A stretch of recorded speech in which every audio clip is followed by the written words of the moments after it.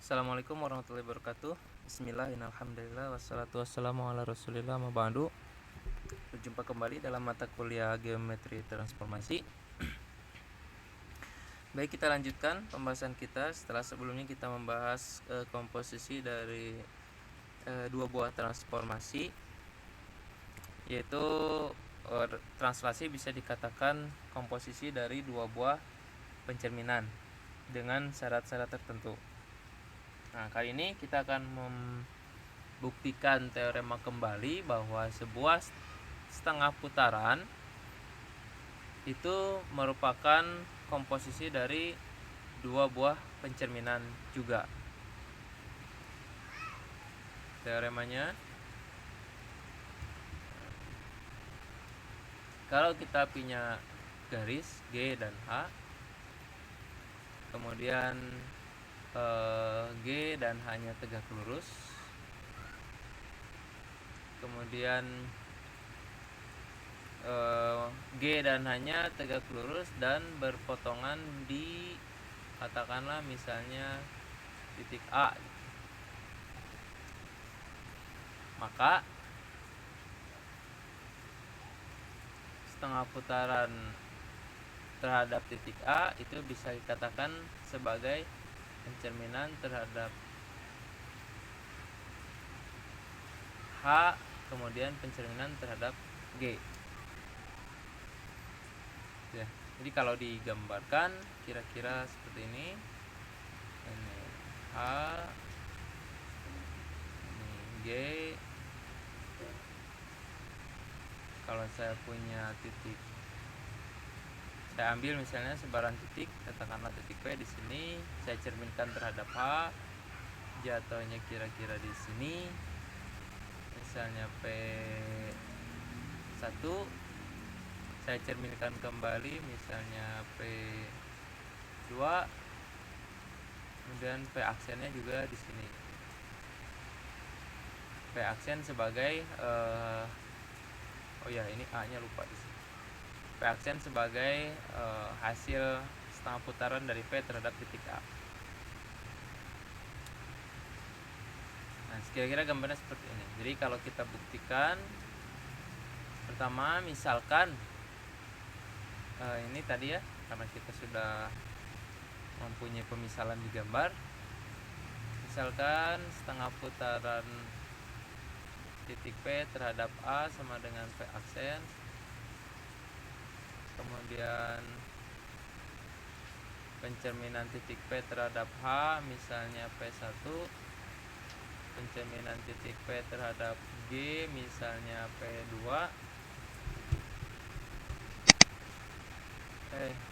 P1, pencerminan P1 terhadap garis G misalnya P2. Apalagi udah ya. Berarti kan yang harus dibuktikan adalah bahwa P1 P aksen sama dengan P2 kan, untuk membuktikan bahwa hasil peta dari setengah putaran terhadap A itu ternyata sama dengan komposisi dari pencerminan terhadap H dan G. Akan ditunjukkan bahwa P2 sama dengan P aksen. Itu kan? Ini saya buat warna-warni dulu biar kelihatan.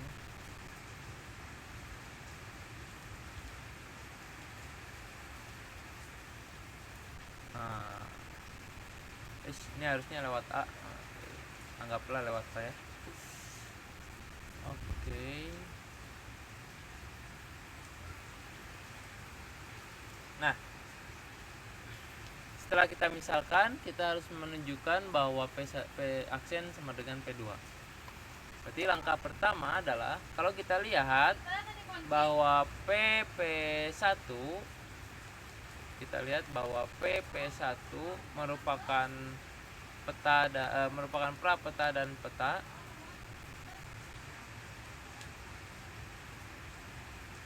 PP1 itu mempunyai sumbu garis H, atau kita punya garis PP1 berpotongan dengan garis H di misalnya titik B. Kemudian kita punya P1 P2 berpotongan dengan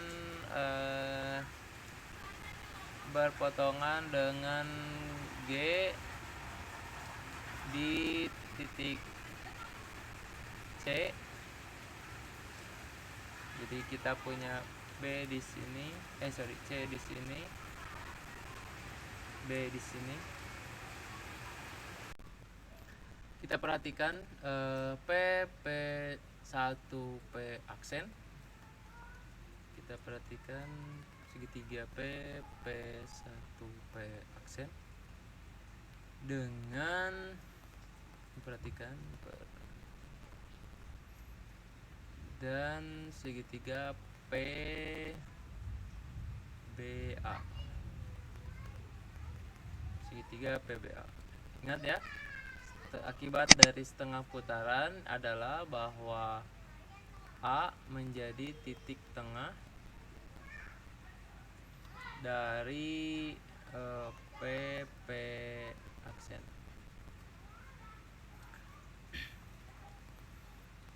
Nanti kita akan gunakan sifat itu. Jadi segitiga ya, kita perhatikan dua segitiga ini. Kalau kita lihat bahwa PP1 itu 2 kali PB ya. Jadi 2 kali PB. Kita lihat PP1 itu 2 kali PB.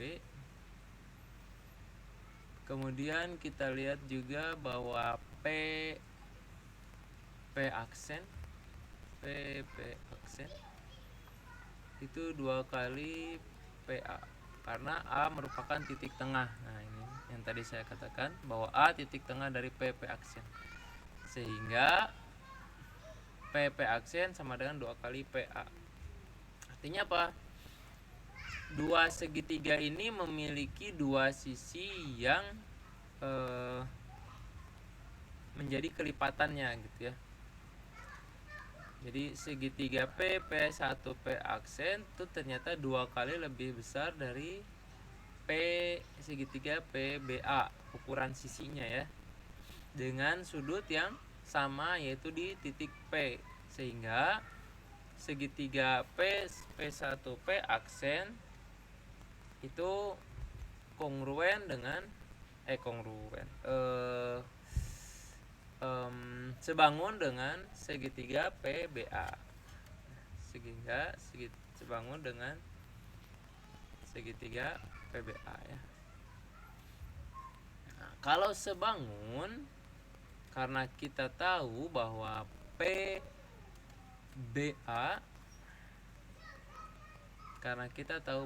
sudut PBA itu siku-siku. Kenapa sudut PBA itu siku-siku? Karena PP1 itu tegak lurus dengan H, karena H merupakan sumbu dari PP1. Karena PBA siku-siku, maka sudut PP1P aksen juga siku-siku. Artinya bahwa PP1 tegak lurus dengan P1P aksen. Nah, gitu ya.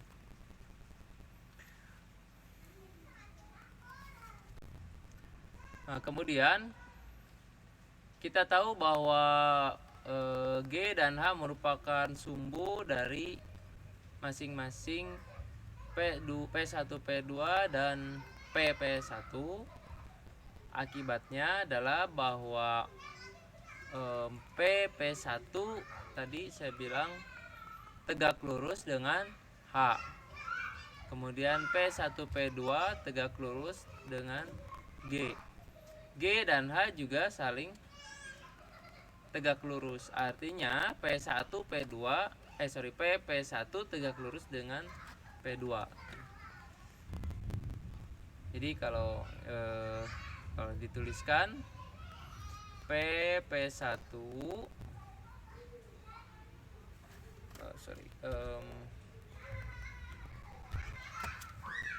kalau dituliskan H sumbu dari gitu ya, P1 kemudian G sumbu dari P1 P2 kemudian G tegak lurus H, maka nah sini P1 juga P1 juga akan tegak lurus dengan P1P aksen. P1P2 sorry, bukan P aksen. P1P2 akan tegak lurus juga dengan P1P2. Dari sini dan ini karena dua-duanya saling tegak lurus dengan PP1, maka keduanya berada di garis yang sama. Kenapa? Karena mereka punya titik sekutu yang sama, yaitu P1. Jadi dari sini dan ini keduanya P1P aksen tegak lurus PP1, P1P2 tegak lurus PP1, dan keduanya punya titik sekutu yang sama yaitu P1, maka P1 P2 P1 P2 oke, ini 1 sama koma nggak ada bedanya ya. Maka P1, P2, itu ya, P aksen itu segaris. P1, P2, P aksen segaris.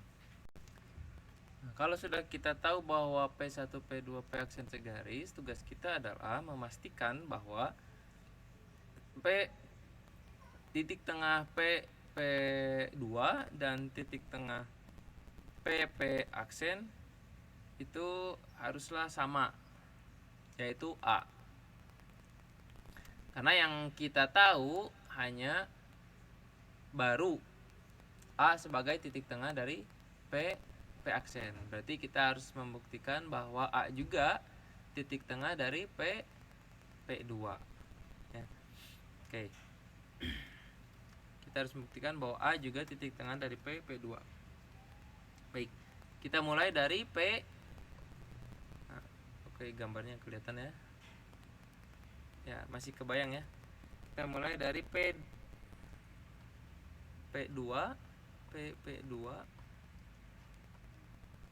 garis PP2 ini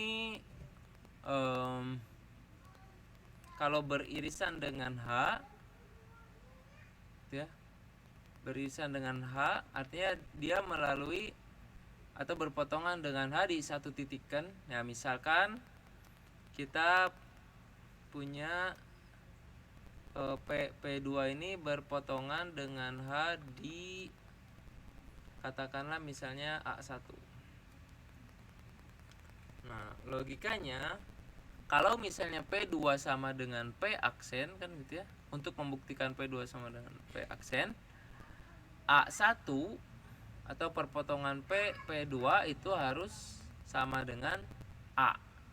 Jadi A1 nya harus sama dengan A. Jadi yang ini harus sama dengan A kalau memang benar bahwa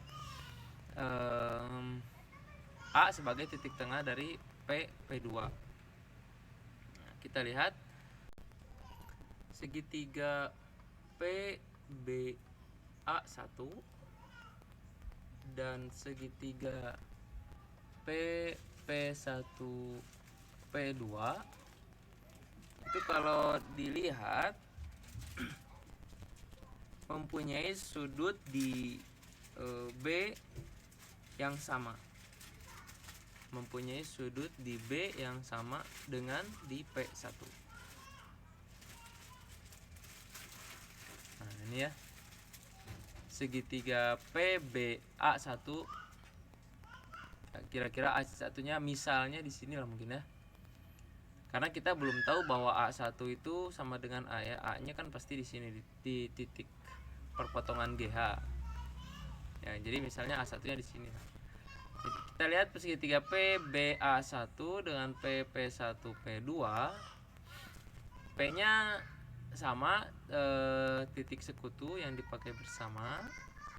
Kemudian kita tahu bahwa PBA1 itu siku-siku. PBA1 itu siku-siku karena B berada di garis H dan PP1 tegak lurus H, maka PBA1 siku-siku. Kemudian PP1P2 juga siku-siku tadi ya. Nah, ini dari sini PP1P2 juga siku-siku, artinya kita punya dua buah segitiga yang dua sudutnya sama walaupun panjang sisinya berbeda. Artinya PB1 dan PBA1 dan PP1P2 ini sebangun. Sebangun ya. Karena sisinya panjangnya beda. Jadi sudut PBA1-nya sama dengan sudut P1P2 yaitu siku-siku, kemudian sudut P-nya sama. Sudut P-nya juga sama. Sini ada sudut P, maka sudut yang di P2 juga pasti sama dengan sudut yang di P aksen. Tapi sisinya berbeda. Sisi PP1, panjang PP1 itu kan 2 kalinya PB ya. 2 kalinya PB.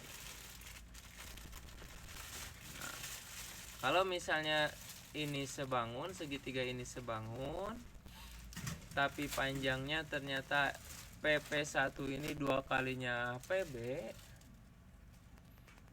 maka P2 akan sama dengan PP2 akan sama dengan 2 kalinya PA1.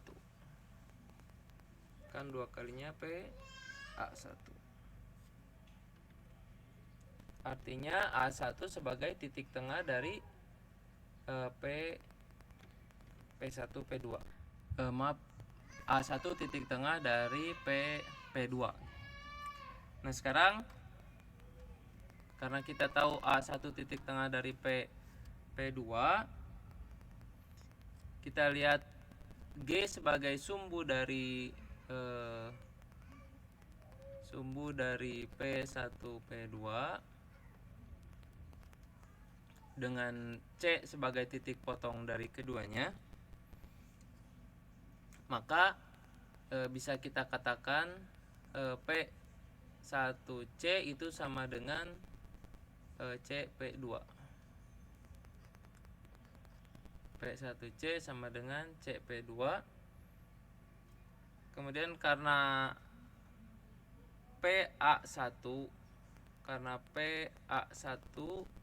ini sama dengan A1P2, karena A1 sebagai titik tengah, maka CA1 sejajar dengan P1P.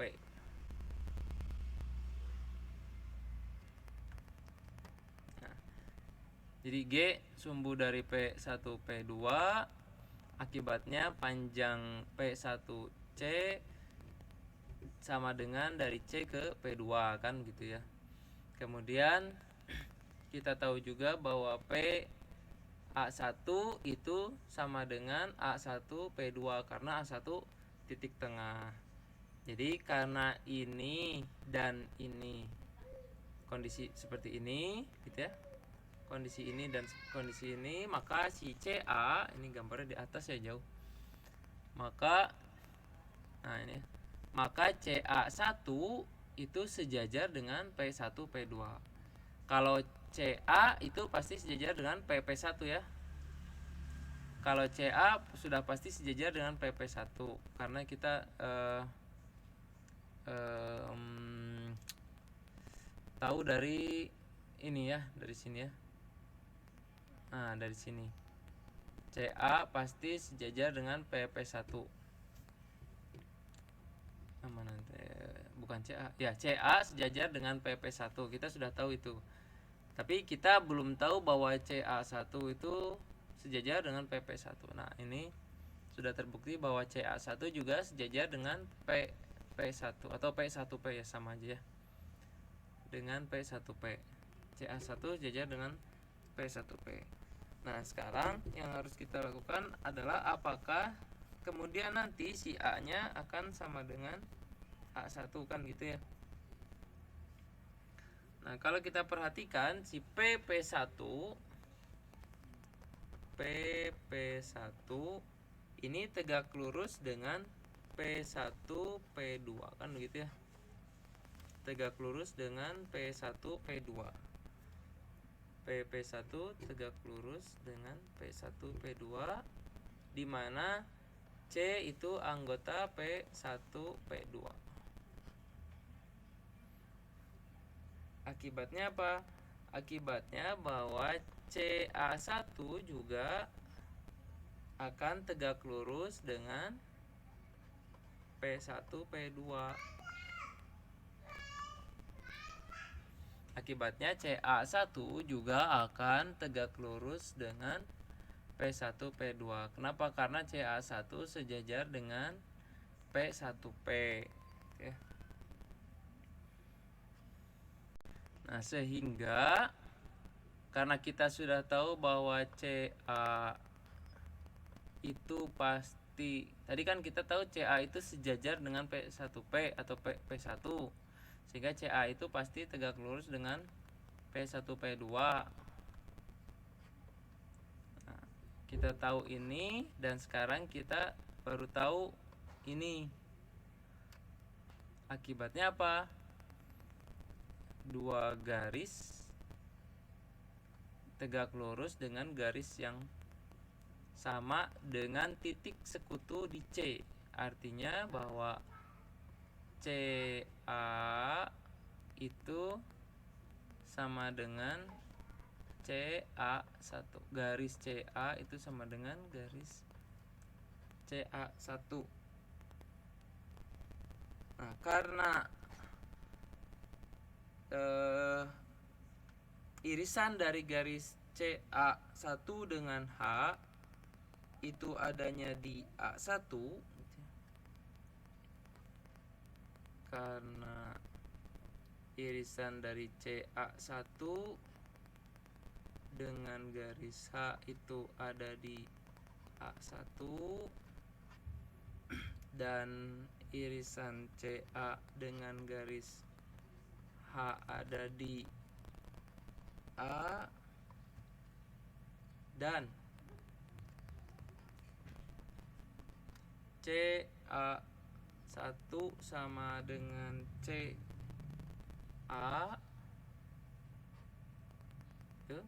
maka A1 sama dengan A. Di titik potong ini dengan ini, CA dengan H itu A1. Titik potong titik potong CA1 dengan H itu A1. Titik potong CA dengan H itu di A, dan kita tahu CA1 sama dengan CA garisnya ya betul ya. CA1 sama dengan CA, ya, maka A1 nya pasti sama dengan A. A1 pasti sama dengan A.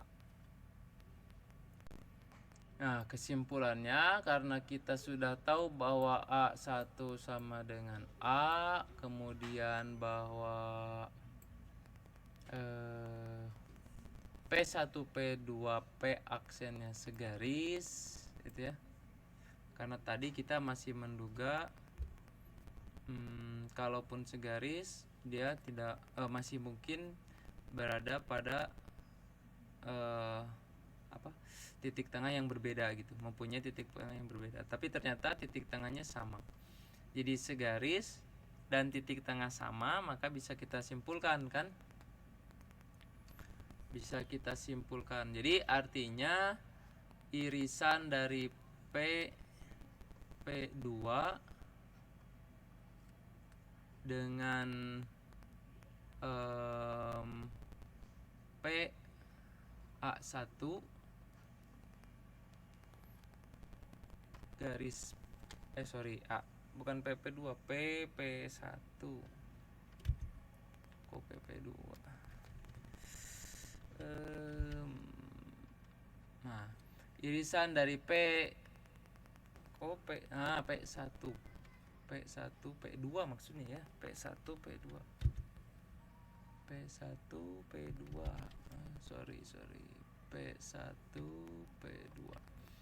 irisan dari P1 P2 dengan PA1 garis deh, garisnya yaitu di P2 kan sama dengan P2, kemudian irisan P1 P2 atau perpotongan P1 P2 dengan PA itu di P aksen ya. Kemudian A1 sama dengan A, maka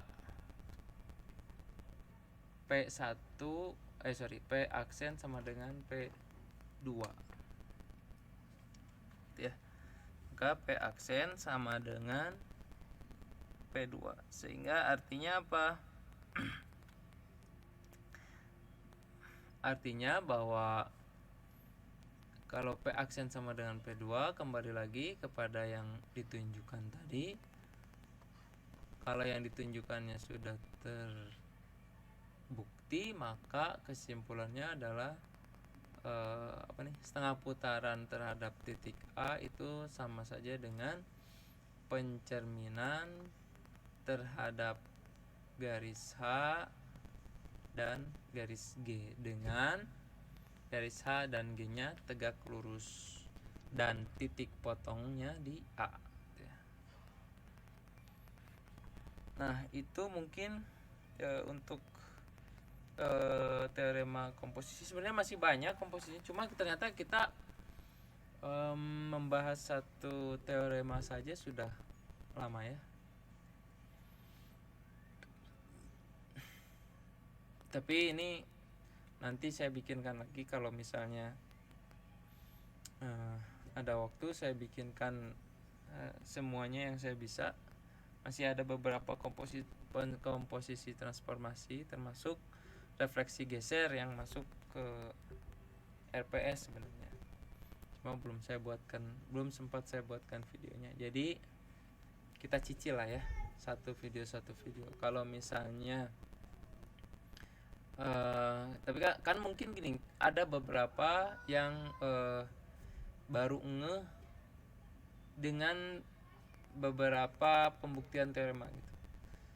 Walaupun ada beberapa juga yang ternyata dengan satu teorema juga sudah bisa mengucapkan gitu. Begitu.